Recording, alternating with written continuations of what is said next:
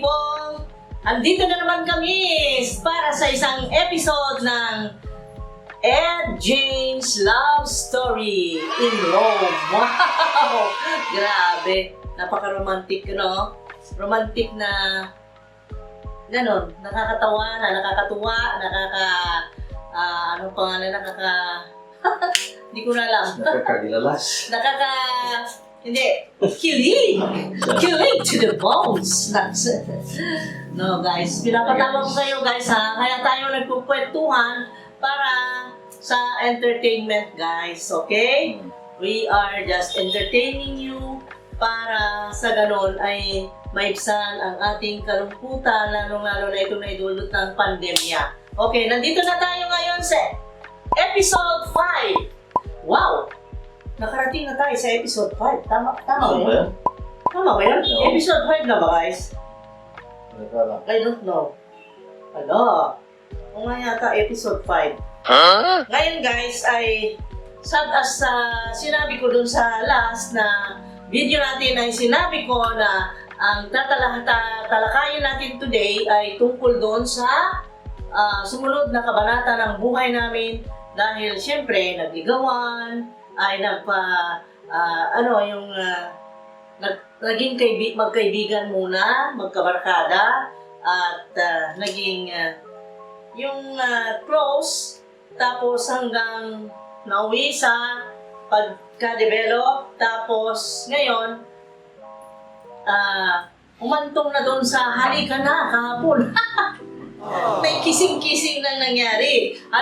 So, unti-unti nagbabago yung pangyayari sa buhay ng dalawang lovers ang nag-iibigan doon sa Rome noong way back 1990s. Ganon.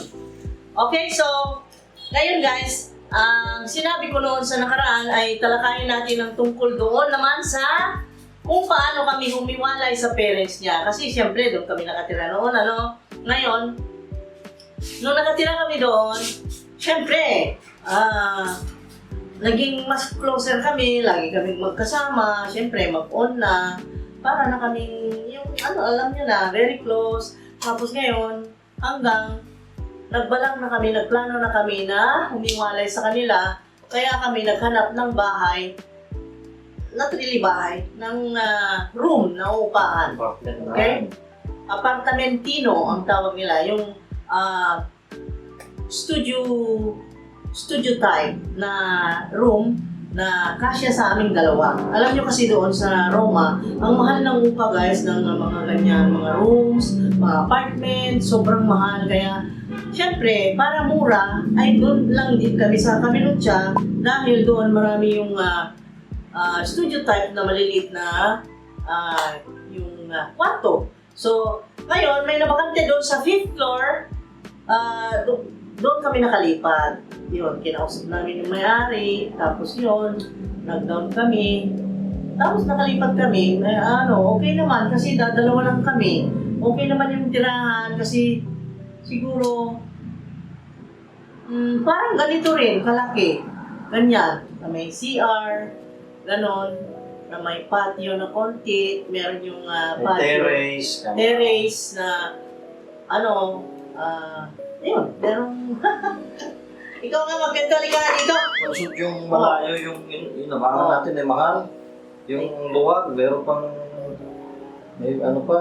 Ika, wala pa tayo doon na. Wala pa, Andito pa lang tayo sa Camilutya. Nasa episode 5 pa lang tayo, okay? Tayo sa, iba ng kwento yun. Sa 6th floor tayo na. Iba na yung nagpapaupa na tayo ng malaki noon. 6th floor na, no? Medyo na. Teka, nandito pa lang tayo sa stage na wala pa tayong alam noon. Nene at Nono. 6th floor pala. Nene at Toto, ikaw pa lang noon. Walang kaalam-alam sa buhay, guys. Ngayon, tayo sa 6th floor. at least kami noon, parang natuto kami sa mga magulang niya na marunong maghanap buhay, masipag, masino, gano'n. Natuto kami, na-train na kami doon sa kanila. Kaya, ngayon, so, nalipat na kami, magkahiwalay. Kasi naman ang mother nito, hindi naman siya araw-araw na nandun. Pag day off lang niya, siya uuwi. Kaya, yung hindi rin siya masyadong mabaguhan kung mawala kami doon dahil siya ay yung ganun, every Saturday, Thursday and Saturday ng gabi siya umuwi and then babalik siya ng Monday, ganun, sa employer. Ngayon guys, noong nandun na kami sa 5th floor, ayun na. Ako, tuntuan. Parang ang saya-saya. Ang saya-saya ko noon na nakuha natin yung kwarto, na tayo na lang. Parang kaming nagbabahay-bahayan guys, na yung gano'n na kaming dalawa nagtatrabaho, tapos pag-uwi kami, nagkikita na kami, tapos yun, kanya-kanya kaming kung anong maiuwing pagkain, gano'n. Tapos nag-uusap kami kung sinong magpalengke ngayon. Minsan, pagka-rest hour namin, nagkikita kami sa Victoria Emanuele at doon kami namimili. Victoria Emanuele guys, ayun ay napakalaking palengke doon sa Rome na nandun na lahat ng mabibili. Kaya doon kami namamalengke, madali lang pumunta para sa amin dahil sa Metropolitan yung treno ang sinasakyan. Para hindi kami matraffic, yun ang sinasakyan ng Victoria Emanuele. Victoria Emanuele. Oo, Victoria Ang palengke na yun, nandun na lahat. Oo, doon na lahat. Ganon. So, gano'n ang nangyari. Ngayon, nag-umpisa na kami lang, nagbukod na kami. Masaya naman ang buhay namin. Masaya na medyo mahirap na nandun na yung binabalak namin na magplano na kung para sa future, gano'n. Tapos, yun, natuto kaming magchicharon, nag-business kami, kung sino yung suki ng mother niya, hindi namin pinapakialaman.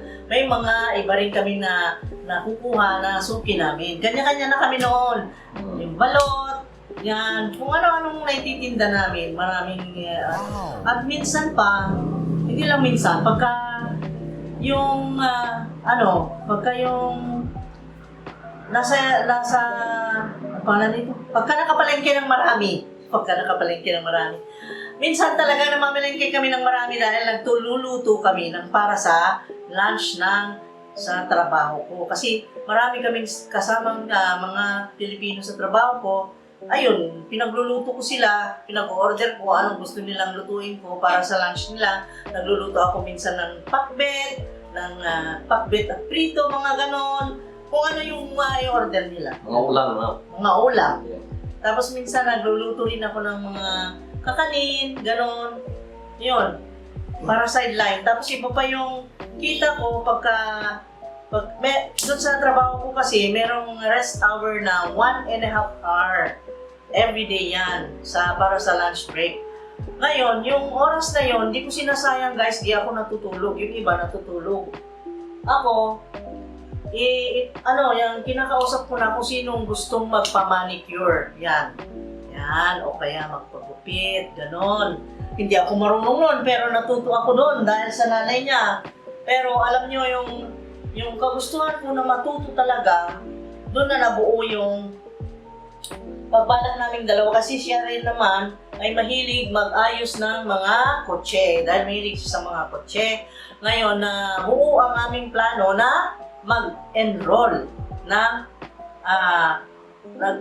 doon sa Studio El Lavoro na nasa Ottaviano, Roma, na doon kami nag-enroll ng 6 months, good for 6 months na parang crash course lang, parang ganun. Pero marami na silang maituturo sa iyo at pwede ka nang pumasok ng trabaho kahit saang parokyere meaning beauty parlor. And then sa kanya, para sa mechanic niya, pwede na siyang pumasok as bilang mekaniko. At yung mga auto repair ba dyan o gano'n ang pinag-aralan niya doon. Ngayon, gano'n ang buhay namin noon guys. Pagkatapos namin magtrabaho, ayun, nakukuha pa namin ng mag-aral ng kahit twice a week para lang kami ay makapag-aral na makakuha ng kurso na yon para ma-level up naman ang sitwasyon ng buhay. Ganon. Marami kaming binabalak noon. Tapos, yun lang, masaklap dahil, ayun na guys, ito na tayo. Nabuntis si Maria. Oh no! Nung nabuntis, yun nga, at doon sa tinitira namin sa Caminucha, yung inupahan namin guys, ay hindi kami kontento doon dahil yung gusto ko namin much better pa at saka gusto kasi namin yung much better pa for our business kasi nasa 5th floor yun, napakataas pagka may mga products kaming dinadala sa baba, medyo mahirap. Kaya nakakita kami ng bahay, ang nanay rin niya nakakita, ay hindi, kapatid mo pala. Dahil yung kapatid niya, doon sa harapan ng gate ng bahay nila, merong isang building doon na may bahay na may pinapaupahan na maluwag. Maganda yung pinaupahan nila doon. Nagustuhan naman namin at lumipat kami doon. Yun, magkapitbahay na kami ng sister niya. Kami doon nila. Ayun, yun. Tapos, yun na, nabuntis ako. Ayun, yun nga, sabi ko guys, hindi ko sasabihin, hindi namin sasabihin yung tungkol sa negative kaso mo nga lang. Nung nagbuntis ako, 3 months, nag-bleeding ako, nagkaroon ng problem. Kasi alam niyo naman sa trabaho ko, syempre, nakatayo ka lang.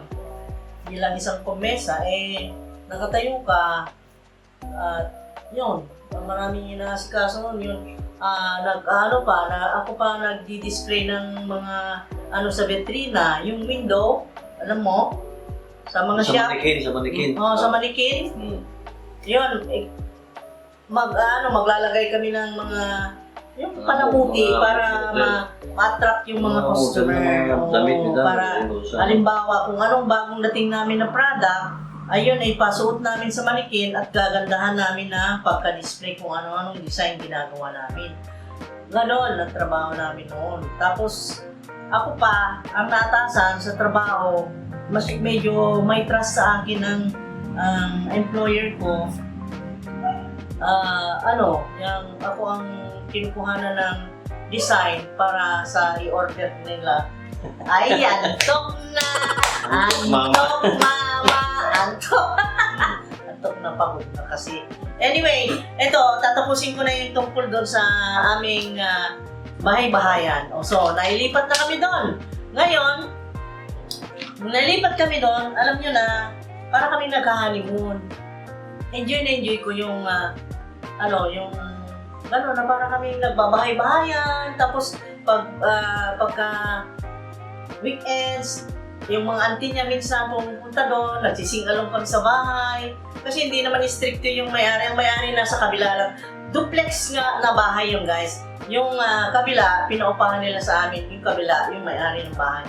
Pero okay sa kanila yung nag-iihaw kami, nag-videoke kami. Masayahin yung matandang may-ari.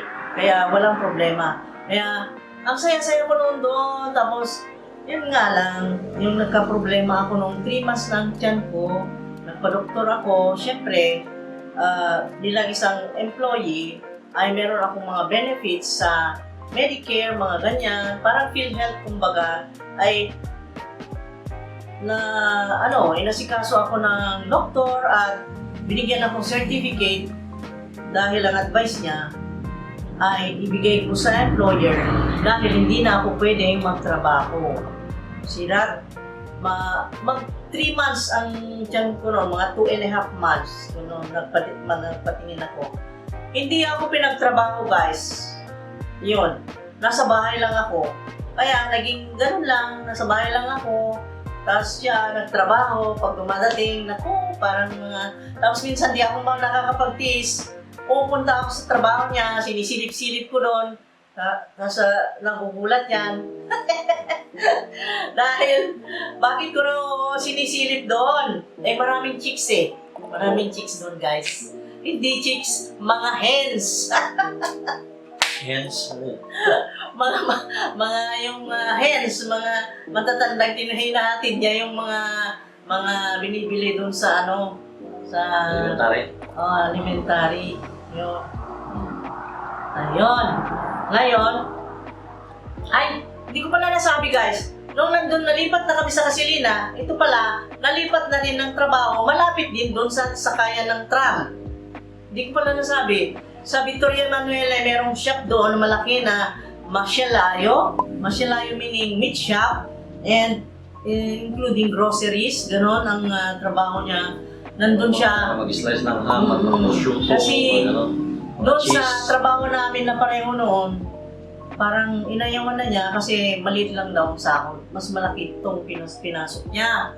So, mas malaking sweldo kaya lumipat siya doon. Ayun, nalipat na siya doon. Tapos ngayon, yun nga, yung tram naman na sinasakyan namin ay tram, parang trend din yun na tumatakbo na ang paraan ng pagtakbo ay doon sa kuryente. Paano ba i-explain ng tram? Tram Train. yun. Parang train. Parang train din. Parang MRT, gano'n. Oo, Di ba? parang ganun. Oo. Ganun. Ay, Pero sa siya dumadaan, ano? sa kuryente. Hindi sa lupa na siya umano. Oo nga. Train nga na. Ngayon, doon na kami tumira. Ang alwan-alwan ng sakayan dahil diretso lang. Pag stop ko, tumawid ka lang, nandiyan na ang bahay na yun ng upahan namin. Kaya lagi ko sinisilip siya, baka mamaya alam niyo naman guys.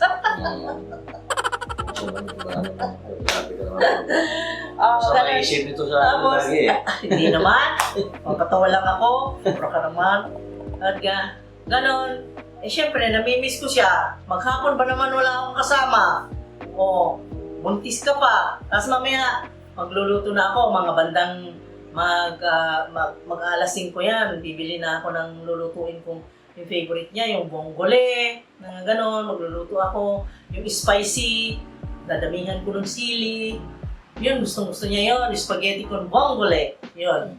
Spaghetti with clams. Yun. At maraming pretzemolo and then lemon. Agoy, sarap. Bono. Ngayon, naku, bilis kong salita, no? Minamadali ko, guys. Baka mamaya mainip kayo, eh. Ikaw naman. Ako naman, daldal, ano? Oo, ikaw na. Marami na istorya na. Ngayon, yun nga ang nangyari sa amin, guys. So, nagstay ako sa bahay ng 9 months na tuloy-tuloy ang kumpletong ang sweldo. And then, iba pa yung sa Medicare at saka iba pa yung monthly na para sa vitamins, mga ganun na ite-take ko para sa baby. Talagang alagang-alaga kapag nandun ka, guys, na taxpayer ka, employee ka na Roma. Ganun ang nangyari. Kaya, ang na-experience ko sa Rome, hindi ko na-experience sa kahit saan. Kaya, na-enjoy ko at pasalamat akong masyado doon sa Rome at ang galing ng gobyerno nila doon. Mababait din ang mga tao. Yun ang masabi ko. Na-enjoy ko doon. Ngayon, ano pa ang masasabi natin? Tugtong mo? Bakit ka tayo lumipat doon? Doon na, bakit lumipat tayo doon? Lumipat tayo doon dahil doon sa Camilutya noon. Hindi, yung pagkatapos ng Casilina, saan tayo lumipat doon, no? Sa Roma, ay sa, mas malapit na. Sa Casilina. Kaya mas maliit. Hindi, yung doon sa Vicartari, daw. Bakit pumunta sa Via del Ay, Cartari? hindi pagkatapos ng Casilina yun. Teka muna, ang bilis niya, Episode 5 pa lang tayo, eh. Kalimutan ko na, paano ba yung... Episode 5 pa lang, nasa Casilina pa lang yun, nung nagbuntis ako, di mo matandaan? Wala na, guys, nakalimutan na. Ngayon, pumupunta siya kaagad dun sa finishing. Hindi nga, Finish line? Tayo umalis kasi doon, no? Doon sa Casilina. Camilutya? Casilina ba? Bakit tayo Sa Casilina. Oo.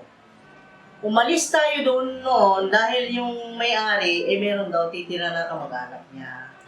Nakiusap noon kasi, yun guys, ang may-ari noon ay taga Palermo.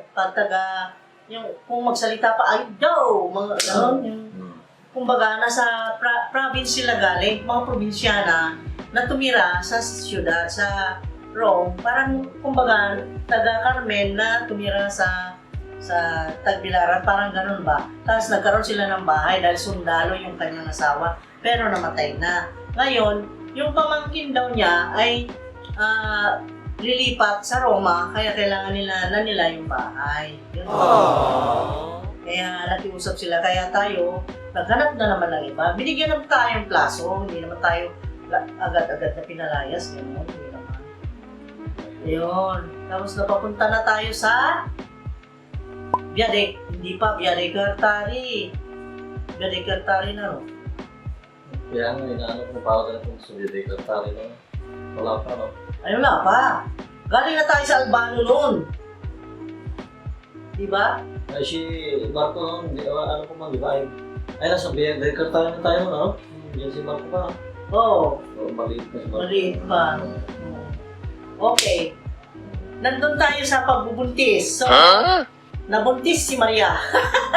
Ngayon, nagka-problema. Ngayon, hindi po maiwasan na may mga negative na kasali, guys. Pero hindi ko nga sinasali yung iba. Mahabang-mahaba sana itong kwentuhan natin. Kaya lang, hindi ko na sinasama yung mga pangit para sa ganun hindi tayo madami. Diba?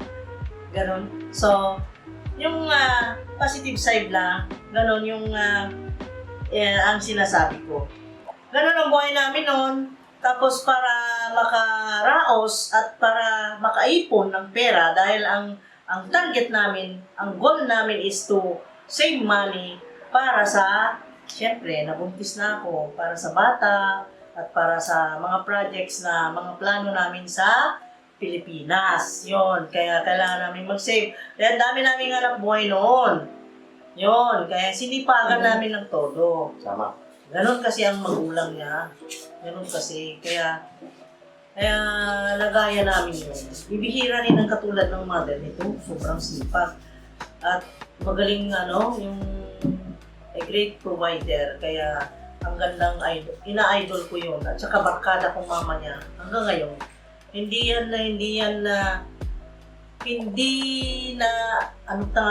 nakakaligtaan ang tumawag. Everyday yan. Sa akin. Always yan tumatawag sa akin. Pagka hindi ako narinig, hindi napapakali. Ganun. Ayan, tumatawag yan at namumusta sa amin, ganun, kung ano-ano tinatanong. Tapos yung nagpapadala pa ng video ng mga tanim niya dahil alam niya mahilig kami rin ng tanim. Ang gaganda ng mga tanim niya. Ang sipag din mag-garden. Yan. So, nandun na tayo sa magbubuntis. Ayun ang nasabi ko tonight. At ngayon ay inaantok na siya na plakda na. Babay na. Correct. Guys, napagod guys. Okay?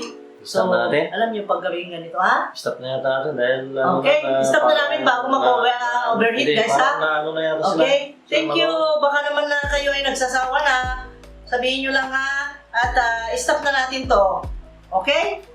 So, kung nagsawa na kayo, stop na natin to. Iba namang topic. Iba namang video ang gagawin natin. Please suggest. Please guys, please share to your loved ones or mga friends para sa ganun dumami tayo at magkatuwaan dito. Okay? And then, see you again next time. Bye-bye! Love you guys! Stay safe!